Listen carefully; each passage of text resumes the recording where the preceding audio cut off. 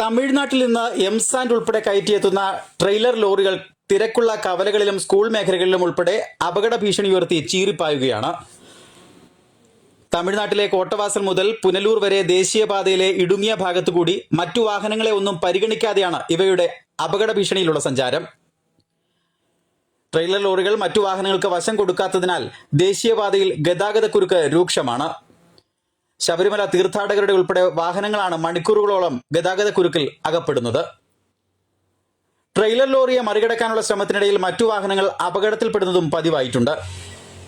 Trailer ലോറികൾക്ക് സമയനിയന്ത്രണം ഏർപ്പെടുത്തണമെന്ന ആവശ്യം ഇനിയും അധികൃതർ പരിഗണിച്ചിട്ടില്ല. സ്കൂൾ സമയം ഉൾപ്പെടെ തിരക്കേറിയ സമയത്താണ് അമിതഭാരവുമായി അമിത വേഗതയിൽ ട്രെയിലർ ലോറികൾ തലങ്ങും വിലങ്ങും പായുന്നത്. കിഴക്കൻ മേഖലയിൽ ട്രെയിലർ ലോറികളുടെ വാഹന പരിശോധനയും അധികൃതർ കാര്യക്ഷമമായി നടത്താറില്ലെന്ന ആക്ഷേപം ശക്തമാണ്. Fox TV news bureau, Punalur.